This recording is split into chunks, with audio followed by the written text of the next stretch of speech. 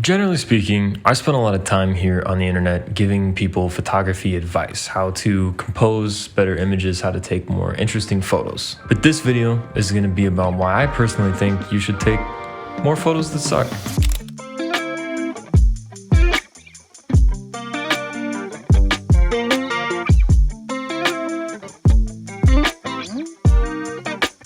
I think that sometimes people forget that photography doesn't have to be an art. I'm not even sure if the earliest pioneers, the inventors of the earliest cameras, even saw photography in all of its potential to be an art form. Photography was a shortcut, much to the chagrin of painters at the time who felt they were being replaced. Their skill sets were being rendered obsolete. And the irony is not at all lost on me that this is how most of us photographers view AI today. Photography was simply a piece of technology that revolutionized mankind's ability to succinctly, efficiently capture a moment in time in exact detail without the need for an artist to render it. And today, cameras can be a lot of things. Tools to capture memories, collect evidence at a crime scene, document historical moments. Sure, you could make the case that all of that is art at the end of the day. But no matter how persuasive you might be, the photographer tasked with capturing multiple angles of blood splatter, or the mom chasing her kids around the park with an iPhone,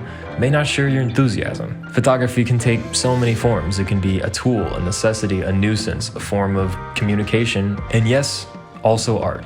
Now the photos and the B-roll that you're gonna see in this video, I feel like are quite fittingly some of my favorite mundane, boring snapshots from the year. It's been a much different year than normal. It's been a much slower year. And I think that a lot of the points that I'm going to make in this video are well illustrated by much of the work, many of the snapshots that I've taken on more casual outings this year. Now, for those of us who are relatively plugged into the internet photography sphere, the social media channels, that sort of thing, I don't need to tell you that there's this kind of toxic undercurrent of bangers only. Like, you only see people's best work, right? On Instagram, TikTok, YouTube, whatever your poison of choice is. Not to be melodramatic, but I don't think that this has just destroyed our collective understanding of good or bad, success or failure. I also think it's made us all unwilling to be bad at something. Ever. Like to ever be a beginner, to ever suck at anything. And one huge stepping stone in the journey to becoming a decent photographer that cannot be overstated is taking like 100,000 terrible photos. So I worry sometimes that new photographers seeing all of this stuff on Instagram are gonna look at their own work from year 1 or 2 of their photography career and feel discouraged. I also think it can have a really negative impact on those of us who have been doing this for a really long time because, it makes you question, am I as good as this person? Am I as capable a photographer? And I shouldn't need to tell you this, I probably don't, but you're only seeing 0.01% of somebody's entire archive on Instagram, TikTok, YouTube. Another thing to consider, we have all this fancy gear. You probably saved up for your camera. I mean, chances are, unless you're living off of a trust fund or something like that, you might as well put it to good use. And plus, unless you're a wedding photographer or you're out shooting NASCAR, your shutter is probably rated for far more actuations than you'll ever put on it. Do you think people who buy sports cars always drive the speed limit? Not every photo has to be your best work. You can still expose it correctly. You can still give a little bit of thought to the composition, but it doesn't have to be a Pulitzer Prize winning photo. It doesn't have to be the cherry on top of your archive, your gallery, in order for that photo to still be worth releasing the shutter.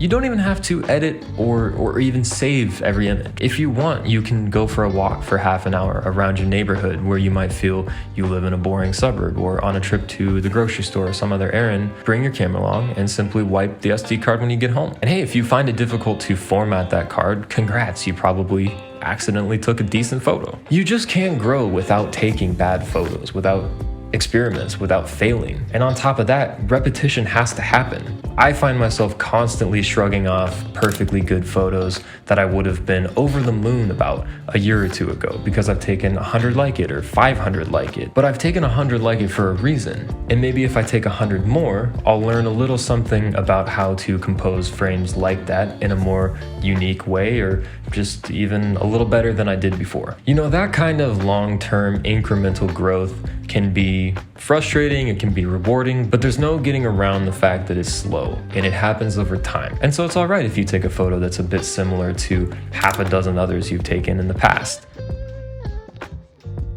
In my humble opinion, a photo like that is still valuable. It's still moving you along your journey as a photographer. I saw an exhibit in New York last year at the MoMA.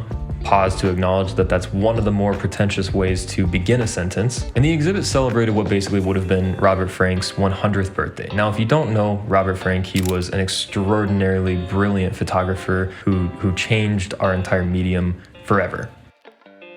But what the exhibit featured was not the work he's known for. And I was completely and utterly transfixed by seeing his experiments, his side projects, photos of his family and his romantic partners, his friends, his house. Not to be conceited, but it made me think about my own life, whether or not I'm documenting enough of it. Now, that's not to say that I think I'll be so famous one day that some kid traipsing through the MoMA is going to be forever altered by a photo of my kitchen. But sometimes you don't know what's worth documenting until many, many years, sometimes decades after you've snapped that photo, let alone who might find it interesting. Your kids, your friends, your grandchildren, your long-lost lover you reconnect with at a Sicilian cafe after pondering for decades whether they really were the one that got away. No matter how long I do photography, I still have these days where I go out and I didn't get quite what I had in mind. I didn't get a great photo, and I'm invariably put out each and every single time. But hey, my legs work. I'm lucky enough to have a camera in my hand and the free time to go outside and point it at stuff. And it's about how, or I guess whether you assign value to your work, to each shot that you take. And also understanding why you value certain shots above others. Sure, we all want the once in a lifetime, everything comes together and you get this fantastic composition that's irrepeatable. But the truth is that for most of us, even those of us who shoot day in, day out, all year long, that really only happens a few times per year. You can live for those moments, but you can't only assign value to those specific photos and disregard everything else. It's really hard as a content creator, YouTuber, whatever you want to call me, to create time to just make photos for fun. I'm always working on next week's content, B-roll for a video that I'm going to put out a month from now. And it's very difficult to save time on my calendar to just walk around and take photos for me. So whether you can relate to that or not, this is just a note to say that this video and these topics and points are as much a reminder to me as I'm intending it to be for you. Long story short, give yourself the license, the permission to just simply enjoy your art form. Loosen your tie, chill out, put less pressure on the whole thing. And I've got a new strategy that I'm gonna put into practice starting next year for taking the pressure off of those simple snapshots and keeping them